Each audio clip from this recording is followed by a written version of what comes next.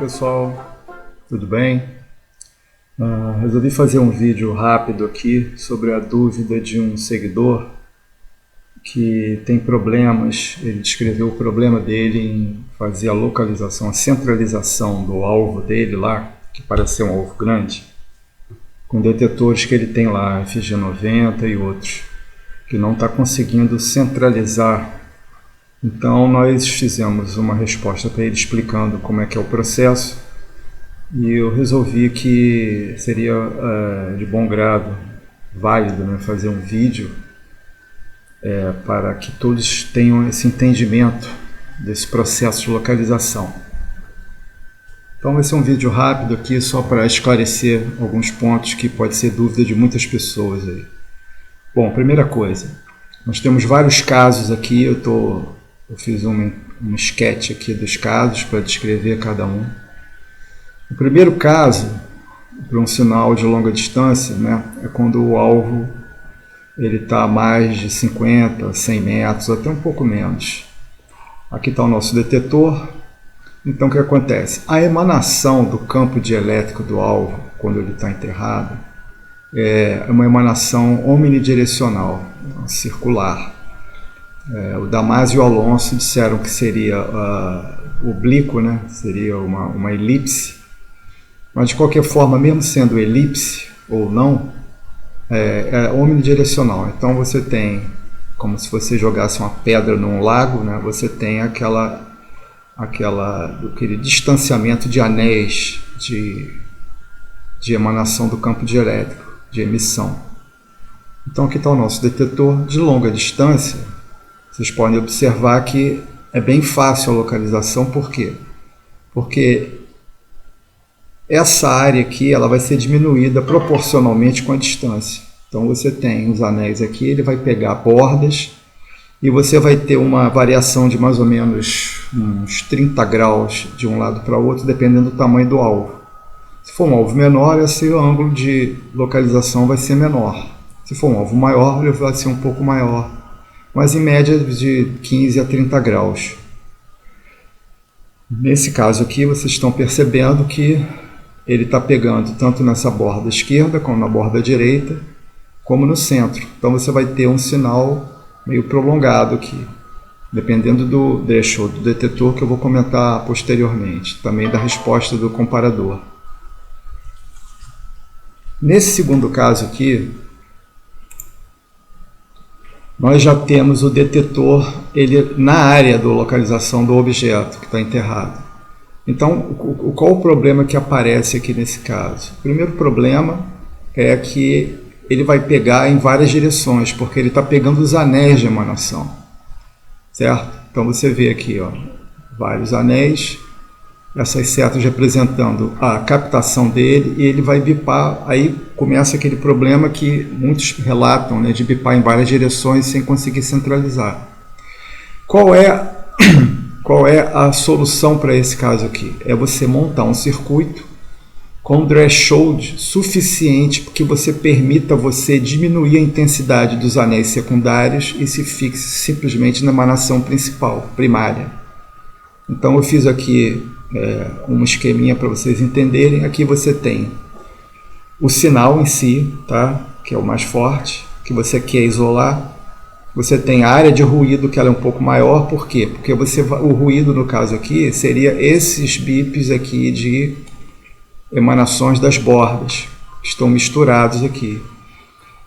Existem detetores que, quando você faz a diminuição do ganho, né, se você não tem um circuito de threshold ajustado, o que acontece? Você tem uma perda de sinal. Então você, no intuito de diminuir essa influência desses bips aqui, desses sinais aqui,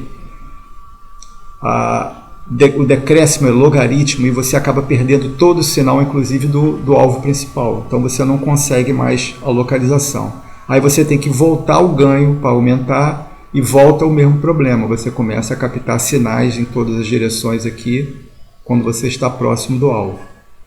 O que é o threshold? O threshold é um nível entre o chamado nível de ruído e sinal, que você tem um nível ótimo em que você consegue isolar o ruído e captar mais o sinal. Então você tem que ter um circuito dedicado para se chegar nisso aí. O terceiro caso é quando você tem vários alvos à distância. Por exemplo, um tesouro que está localizado, que está enterrado em locais próximos, né? A pessoa pode ter enterrado, não no local só todos eles, mas locais próximos. E você tem o mesmo caso, você vai ter praticamente o mesmo comportamento do primeiro caso lá, quando você está a longa distância, uns 50 metros mais ou menos, e que você vai conseguir, como eles se somam aqui, os sinais, ele vai acabar sendo como se fosse um sinal só para o detetor, e ele vai ter o mesmo comportamento do primeiro caso. Ele vai captar para cá, para cá, para cá, mas num ângulo no máximo de 30 graus de varredura. Então você já sabe o local onde ele está, o local aproximado, mas você não sabe o local exato, aí você vai ter que se aproximar. Então essa seta aqui representa o somatório do sinal em relação aos sinais que estão sendo captados aqui. Então vamos para o quarto caso, quando você chega perto desses 3 sinais aqui. O que acontece? Aí a coisa piora mais ainda, porque você tem a emanação desses 3 objetos aqui misturados, e o detetor que não tem o threshold regulável, ele vai enlouquecer aqui, ele não vai conseguir pegar, ele vai ficar bipando para todos os lados, você não tem noção da área, a área vai ficar maior ainda, porque você está dentro da área e ela aumentou para os lados e para frente, então você não sabe exatamente. Você vai tentar fazer um giro aqui, vai tentar pegar de outro ângulo e vai continuar o mesmo problema. Então, nesse caso aqui, ó, o ruído, que seria essa interferência aqui dos anéis de emanação, ele se sobressai em relação ao sinal, e quando você tenta diminuir mais ainda, a coisa piora, porque a perda de sinal é muito mais dramática, logarítmica. Se você não tem um circuito, como eu te falei, que você tem um nível de comparador, né, em relação ao sinal de entrada, que ele seja ajustável. E por último, nós temos o caso... Por último, nós temos esse caso aqui, né, em que você tem um detetor já configurado com threshold regulável, um casamento perfeito entre o front-end, que é o circuito de entrada de captação, junto com a comparação. Quando você tem isso e você consegue ajustar linearmente, não logaritmicamente, você consegue que o sinal se sobreponha ao ruído e à perda de sinal. Então você vai diminuindo o ganho e você consegue isolar, né, os 3 objetos aqui, mas não completamente. É óbvio que essa situação aqui vai afetar qualquer detetor, né? Tem uns melhores que você vai conseguir captar com menos dificuldade, tem outros que você não vai conseguir captar de jeito nenhum.